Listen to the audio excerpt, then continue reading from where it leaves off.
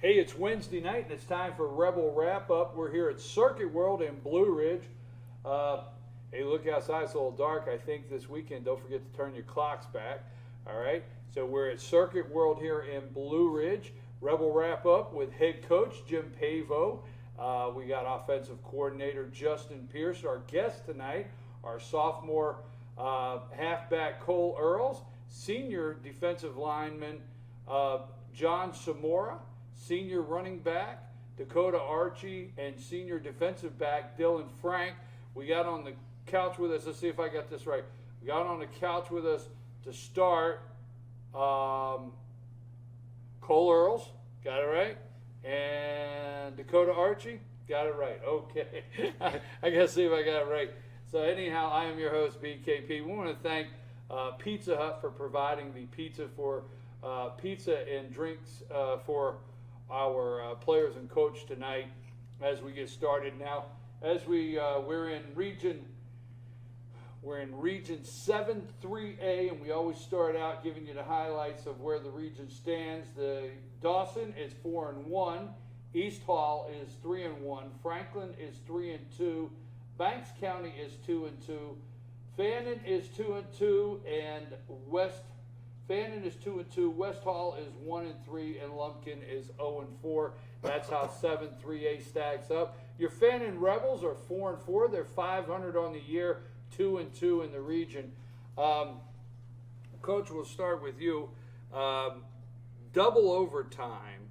Tell us a little bit. I guess take us to the end of the game first on that double overtime. Yeah, well, we actually, I'll kind of back up a little further. At halftime, we were down, and our guys in the third and fourth quarter, we rallied back to pull ahead midway through the fourth quarter, and had a couple situations where we didn't get a first down, punted, held them again, punted.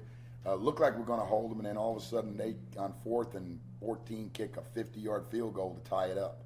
And I was feeling pretty good when he was lining up for a 50-yard field goal on 4th and 13, and figuring, well, they got about a 1 in 20 chance of making this thing, and the kid put it right through. As soon as he kicked it, I'm like, it's going through, because he boomed it. And so I went into overtime. You knew it from the foot. I right? knew it just, the sound and the way it came and went over the beat. I've been doing this too long. Yeah, and I'm like, oh, Lord, but it was a great kick by the kid, but our guys did a good job of recovering. I mean, they scored on offense first. We went out, we scored. We were thinking about going for 2, and I just didn't pull the trigger on that, and I really regret that, because I really feel we would have scored the 2-point conversion to win it. We were going to win it. I was thinking at first, win it or lose it, and I just kind of backed out on that. And but anyway, we went into the second overtime. We kicked the field goal. They scored. Game over. Kids played hard. I felt for the most part, it played well. We gave up a couple big plays on defense. Offensively, moved the ball well, scored a lot of points. Defensively, we played really well in the second half, and which we hadn't at times done. The third or fourth quarter, we kind of, other than a game or two. So there were a lot of positives, even though it was a big negative. I mean, because that one really hurt the kids. It hurt, it took a lot out of us. But I think they've rebounded really well. We've had a great week of practice, and we're moving on to the next step. And our message is to the kids is that we hold our own fate, and we don't have to count on anybody else to beat anybody else. If we just win this week, and then worry about the week after and take care of that, then we'll be in the playoffs. Well, I did say we'll start right from the double overtime, but I am glad you backed up to that, because David Sauls, our Team FYN Sports sideline guy, that's when he called me coming home from the game. We always talk right after the game. We call each other, what happened and this and that. And he said, when a guy lines up for a 50-yard kick and hits it, what are you going to do? You just move on. Yeah, he lined up and hit 50 yards. Let me give you a couple, West Hall. Fannin fell in a double overtime, a real heartbreaker there, 40-37 in a double overtime. Let me go to a couple stats here before we get Coach Pierce into it. Fannin, Brad Davis was 24 for 37 for 202 yards. And rushing, Dakota Archie, 162 yards, 38 carries, 162 yards. Tyler Collins, 11 1 carry for 11 yards. Jack Roper had 5 carries for 48 yards, and Brad Davis, the quarterback, had 4 carries for 14 yards. A total of 235 yards. Coach, that's a kind of game, don't like the scoreboard, but that's the kind of game you like to play, and that's the balance that you guys have had all year. Yeah, no, we did. We had, we did have good balance. We kind of got back in a rhythm throwing the football, and Dakota's been a really nice bonus to us on offense the last 2 weeks running the football. And we did a lot of really good things. Like Coach said, at the end of the game, we had our opportunity to get a first down, and we've got everybody blocked, and one of their kids just makes a miraculous play. And if he doesn't make that play, then we easily get a first down, and they probably don't get the opportunity to kick the field goal. So, just another one of those where we're really, really close to winning the big game and finishing. And like Coach said, I think our kids have rebounded. I think they're hungry. They want to win, and we've got the ability to win. So we got 2 more chances to prove that for sure. You've had several good weeks. You've had 2 back-to-back. Talk about enjoying running the football, because when you're running 162 yards, you're having fun back there. Talk about that. Every play that I'm back there in the backfield, I think about it before I get the ball, and I feel like I have something to prove, not just to myself, but to my teammates, to the fans, to everybody. And I've been playing football since I was 5 years old. And my dad always told me, the first man that makes contact with you, don't let him tackle you. And the second thing is always fall forward. Third thing, always keep your legs moving. If they hit you out, you don't have to fall. And for some reason, I guess that's just stuck in my head a lot more this year than it has in some of the previous years. And I just every play. So you wait a minute, let me get this right. You've been given three things to remember, right? Yes, sir. So obviously, if you're getting 160 some yards, you're remembering all 3.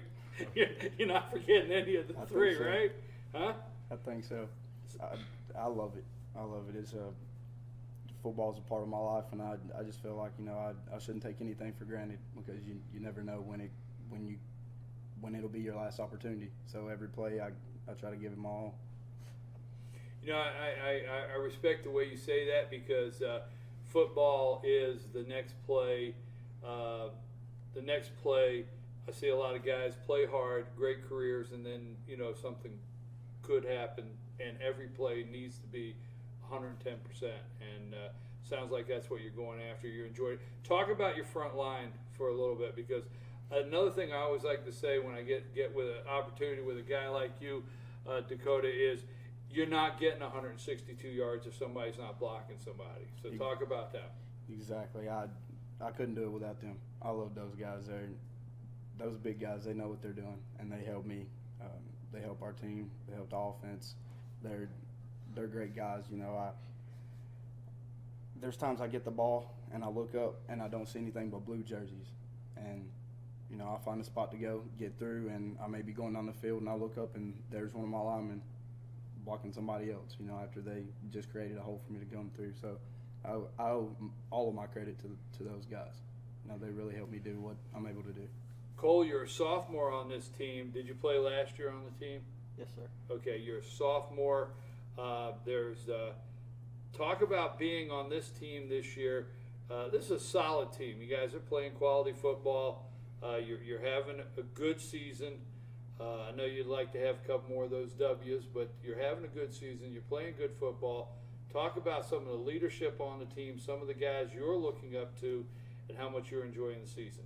I think our leadership is really good. We got Jack leading us, and Frank leading us, and Archie leading us, and I think that they're paving the way for us. I think they're teaching us younger guys how to be a leader, and hopefully they're teaching us the success and how to play. I think our leadership is very important to our team.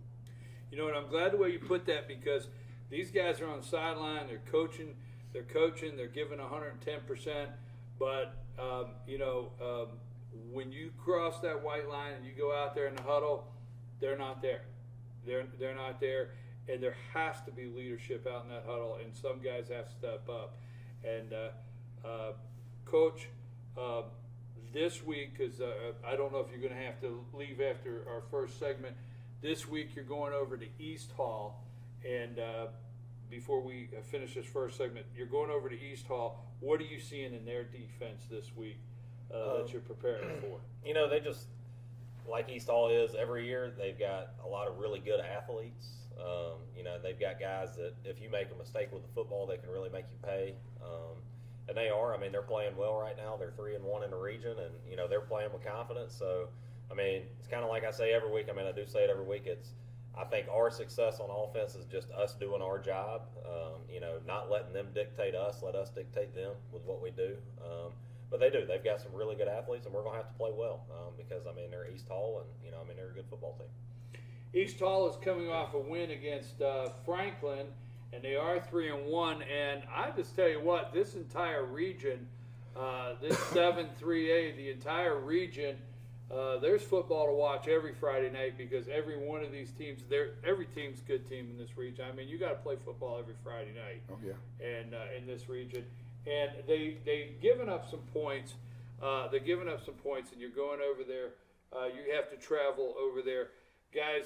What are you seeing this week before we get past this? What are you seeing this week on the defensive side of East Hall that you're looking at? Like Coach Pierce said, you know, they have a lot of athletes, and if you make a mistake with the ball, they can make you pay. So this week, you know, just like going into the Dawson game, you know, I kind of got everybody together before the game and said, look, you know, this is one of those games where we have to play perfect. We have to take away all of our mental errors and physical mistakes. You know, this is a game that we can't afford to have things like that happen. You know, and that's the same mindset we're going to have to go into it with this week when we play East Hall. The attitude that Dakota has, is that how they're practicing this week? Is that what you're getting from them this week? It is. I mean, like I said, they're hungry. I mean, they want to win, and we're so close that, you know, they're staying hungry. They know they're in the fight, and they know they're a good football team, and, you know, they know they're better than 4-4, and they're practicing like that, and they want it. So, you know, we're excited, and, you know, hopefully it goes our way this Friday. What about you going to East Hall? Now you're a sophomore. You're getting some playing time this year. What about going to East Hall this week? I think we just have to make the most out of our opportunities. Like, I don't get on the field. Like, I get on the field, but when I get on the field, I need to make the most out of my opportunities. And I know that the guys in front of me, our leaders, they're making the most out of their opportunities, and that makes me want to play harder too. So, I like it. So, you know, could you remind me of the three things? I need that one more time. Sometimes I don't need it twice, but I need that one more time from me. Give me those three things. The first man that makes contact with you does not Don't let bring him you tackle down. you. No, sir. Okay. The second thing, always fall forward. Fall forward. And the third thing is always keep your legs moving. Okay, those are three things, and if you do those three things, you could end up possibly with 162 yards. But you gotta get all three, and you can end up. Hey, these are great young men. I really enjoy being here every Wednesday night with them on Rebel Wrap Up. We're going to take our first break. Don't forget, Team FYN Sports, always promoting and highlighting these young athletes in a positive way. You're watching Rebel Wrap Up from Circuit World in Blue Ridge. And by the way, don't forget, you know, we're getting the holiday season. Believe it or not, Christmas around the corner. If you've never shopped at Circuit World and you come in here for the first time, say Fetcher News, 10% off your first purchase here. We've been on the couch here, our first segment with Dakota Archie and Cole Earls. We really enjoyed having both these guys.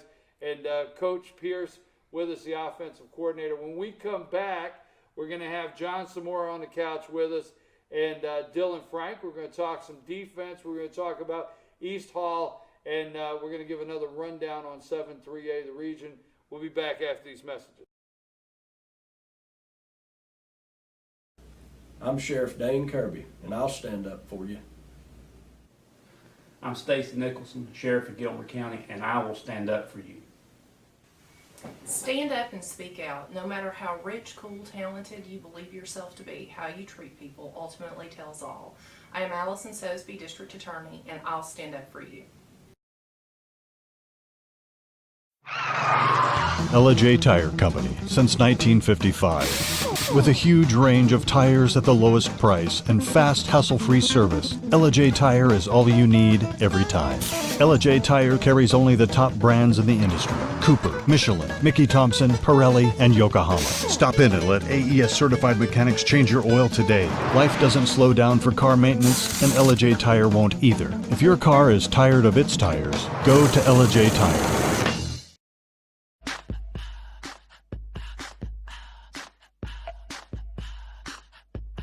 What you gonna do with all that junk?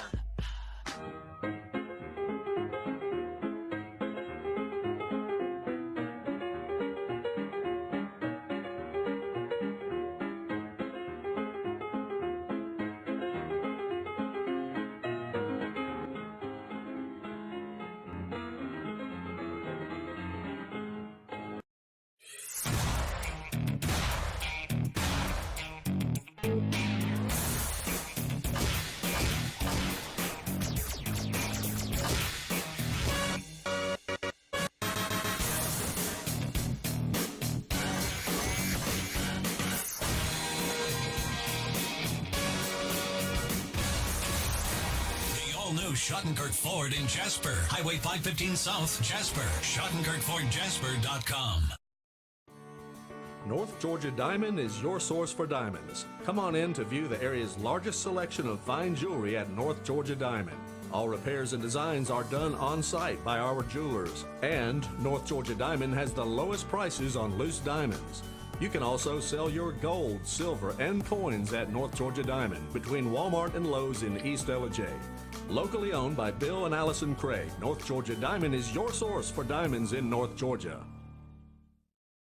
Let it ride during the Lucky 7 sales event at Lifetime Kia. Come try your luck in the Money Machine. Yes, come take a test drive and you get a chance to grab for cash in the Money Machine. Plus, shop big-time savings on every vehicle in stock. And remember, Kias come with a 10-year, 100,000-mile warranty. And Lifetime Kia will extend that warranty for as long as you own it. Come try your luck in the Money Machine and experience the savings at Lifetime Kia. El Rey in Ellijay. El Rey Mexican Restaurant. Family owned and operated, and a local favorite for families, parties, and meetings. Great prices. Friendly service and delicious Mexican cuisine. Patio dining available. Come sing in Carlos's Cantina every Friday 9 to 1. Eat in or take away. Same location for 14 years. Open 7 days at the corner of Maddox Drive and 515. North Georgia's favorite Mexican cuisine. El Rey. El Rey in Ellijay. Hi, I'm Rhonda the Mattress Lady, and this is my husband Gary, owners of Mattress Overstocked in Ellijay next to Walmart. And we want to earn your business. From the time you walk in our door to the time we deliver your new mattress to your door, you will see the difference. Our selection and prices are the best in North Georgia, and customer service is our top priority. So y'all come on in and let us help you find the right mattress at the right price. That's Mattress Overstocked in Ellijay next to Walmart. Only one thing beats a day's price on a new Chevy. It's our pre-owned price. Now at the Days Chevy Jasper Pre-Owned Super Center. Save thousands off original MSRP on the best selection of pre-owned vehicles in the North Georgia mountains. Cars, trucks, SUVs, even luxury vehicles. Many with factory warranty. And all thousands below new car prices. We can even help rebuild your credit. Save thousands today at the Days Chevy Jasper Pre-Owned Super Center. The North Georgia mountains big volume, low price leader. Better days ahead. Days Chevrolet. Find new roads.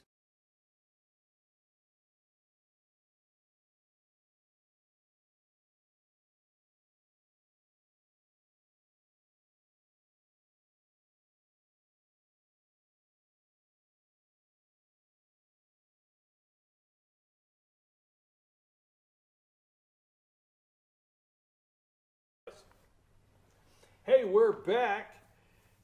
We're back here with Rebel Wrap Up Wednesday night. Every Wednesday night, we're here at Circuit World in Blue Ridge. Want to thank Pizza Hut for providing the pizza for the players and the coach, and also Pepsi for providing drinks. We're here with head coach Jim Pavo. In this segment here on the couch, we have senior defensive lineman John Samora with us. You're John, right? Yes, sir. I always have to practice, make sure I get it right here. And senior defensive back Dylan Frank. I got that right? Okay. Dylan's been with us before. Dylan's here one time. You don't forget Dylan, man. It ain't going to happen, all right? So anyhow, just to recap, if you're just now joining us, 7-3A football. The division is stacks up like this. Dawson is 4-1. East Hall is 3-1. Franklin is 3-2. Banks is 2-2. Fannin is 2-2. West Hall is 1-3, and Lumpkin is 0-4. Now the Fannin Rebels are headed over to. They're going to be taking on East Hall. They're traveling, Rebel fans, to East Hall. They need you to come over there. 7:30 kickoff. Coach, now on defense, I want to talk to you guys in a minute. David Sauls, you know that guy, right? Mm-hmm. Okay, I wasn't there, so this is what he told me. So you'll have to get up with him if he got it wrong. Anyhow, on the defense, he's telling me that talk a little bit about the defense, because he's telling me that West Hall found the right side a couple times the other night. What are you working on this week on that right side that you've seen probably from film this past game that you need some adjustments in? Yeah, well, it was just, we just gave up a couple plays on that side when it hurt, and it was more just getting blocked, getting a little bit out of position, and that's where we really were at. And they ran a couple, in overtime they ran a couple of what we call buck sweep to our left, their right, and they just kind of blocked us, and we kind of got tied up a little bit, and earlier in the game we gave up a big play on a counter play. We got a little bit out of position. So just working out. You go over the film with the kids. You show them what we did wrong. Hey, we need to do it this way. Hey, when you did it this way, look at 20 plays later. After that counter play, we stopped it. And so it's just a matter of letting them see the mistakes they make and then correcting it and then moving on to the next play, or in this case, the next week. Dylan, talk a little bit about second half. In the beginning of the year, you guys were really shutting down first half, and in the second half, there was some struggle in that second half. Even though the scoreboard does not reflect what you want from Friday night, for the last couple games, you guys, both of you, addressed that. What's changed that coming out in that second half, and you're playing better football in the second half? Well, really, against West Hall, we, like you said before, we were playing good, shut them down in the first half, so we weren't really used to being down at halftime. So when we were down, we took it serious, we took it personal. We went in there, we were focused, we went over what mistakes we were making, and we went back out there trying to fix them and coming out like hungry dogs. How is this week? You're going up against a good team, and you know what? That's what I like. And this is a reflection on your coach, not to, not really to brag on him too much there, but this is a reflection on your coach, because when I talk to you guys, I can talk to you as young men that you understand when you're going to play a good football team. Your coach prepares you, and before you get there, you're going to see a good football team. Your team Friday night, East Hall, is a good football team. What are you guys seeing on their offense, both of you, that you're preparing for Friday night? Well, for the D-line, we've noticed that, for example, like for West Hall, they had some pretty big guys on their O-line, and we had to use more of our quickness and agility to go around them. But with East Hall, they have guys that are not as big, so we have to man up a little bit more and put more pressure down on the O-line instead of going around them, because they'll be quicker than the bigger guys. What do you see? Well, West Hall, they got us on a trick play. It was a double pass, they pitched it to the running back as a halfback pass, and they got us. And East Hall, they're tricky. They run some trick plays, and I feel like after watching film, seeing that, they're going to try to run some trick plays on us. So as a DB, I need to make sure to stay back, watch the trick stuff. Don't necessarily stick my head in there too far. Just be ready for it. On defense, where they say, be careful with that commit, right? Oh yeah. Yeah, be careful with that commit, right? Let me run over real quick here some stats from Friday night on the defense here. Hold on a minute. Where are we at? There we go. Got tackles here, and Dylan had 5 solo. Dylan Frank 5 solo tackles, 6 assists for a total of 11 tackles, and Zamora 2 solos, 3 assists for 5 totals, and 1 tackle for a loss. And fumbles and blocks. Daniel Kinzer had 1 fumble recovery. There was 2 fumble recoveries. And how do I pronounce this other young man's name here, Coach? Chris Cornea. Huh? Chris Cornea. He had a fumble recovery for 2. You guys, what I'm seeing on the defense, you guys are balanced out there. Everybody's participating. Talk a little bit about the unity. Everybody's doing their job, seems like, and balanced on your defense. Talk about what you guys are talking about when you're out there on the field together, and some of the unity out there that you got going on. When we're out there, we pretty much, like before going out into the game, we have a ritual, and we realize how much we have to be a family on the field, as much as we are off the field in order to win. It's more of a teamwork based game. So the only way we're going to be able to stop them is if everyone does their job. And do your job is one of our mottos, and that's one of the most important things when it comes to defense. Were you the one that told me that the first thing you did on Monday was what? See if my memory's right. What did you do? Tackles. Tackles and what? Second thing's missed assignments. Missed assignments. First thing you were, I got a pretty good memory, right? I remember that. You told me first thing you did on Monday, you got in there, see how many tackles and missed assignments, right? Yes, sir. Okay. How are missed assignments? How are you guys adjusting this week on missed assignments? Because last year, one of the things you guys had to do the most work on, some of the most work was the missed assignments. You played good football last year, but this year, the missed assignments, what are you guys working on this week? Just in practice, you got to focus hard. You got to know what you got to do, and you got to execute it. Every play in practice. You can't take any off, and that'll come over to the game. Because when you're in a game, if you know what you're doing, it's a habit. It's an instinct. You can just do it. You guys already washed out Friday night and preparing for this week. Coach asked this question. He said this a couple weeks ago, and I just enjoyed it so much when Coach Pavo said this that I've been using it every week at different times and asking this question. What could you do better this week? When you come in, what do you say I can do better this week at? For me, it pretty much is the same thing every week. Work on your fundamentals. You got to work on the little things, on the steps, on reading the offense. Make sure you can read what the man in front of you is doing. Know what you're gonna do on each play. Reinforce each play in your head, and it'll all come to you if you reinforce it during the entire week. It'll come to you during the game. You basically have already answered that, Dylan, but tell me directly this question. You said that earlier on the trick plays. What could you do better this week, and you've practiced on for you personally this week, that you think you could do better? Well, a big thing in helping in those trick plays is communicating, getting us to know the coverage, know the formation, the checks we got to do.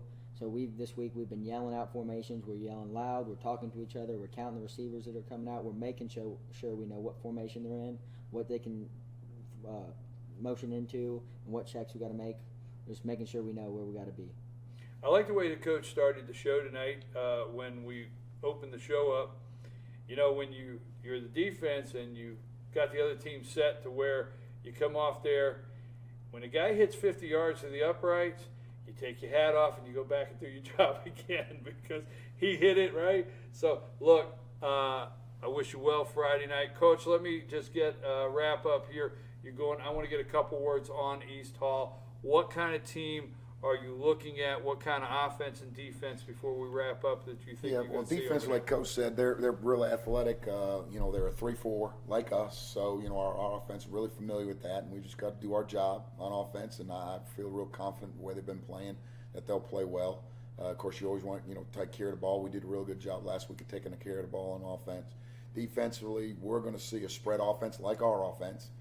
They run multiple format, a lot of one back stuff. They'll get into some two backs and run the football, or even run it out of one back. But they've got a good quarterback. He's a good, solid quarterback. He's just a sophomore. Kind of reminds me a lot of Brad last year.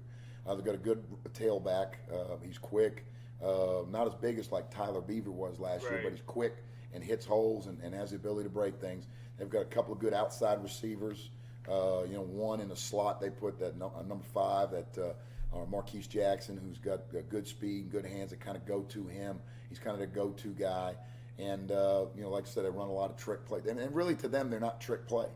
They're just their plays. They're plays that they run that other people call trick plays, but they're going to run reverses. They're going to run, double passes. They're going to, but then they're going to run the football at you. They're going to run screens and throw the football down the field. And, and then when they catch you, if they can catch, so for us, defensive, we got to read our keys and go in the secondary. You got to go from your key to your focal point, and your focal point usually that most dangerous receiver, because he's going to tell you if it's a trick play or if it's a run play. If it looks like it's a run and he's running by you, it ain't a run.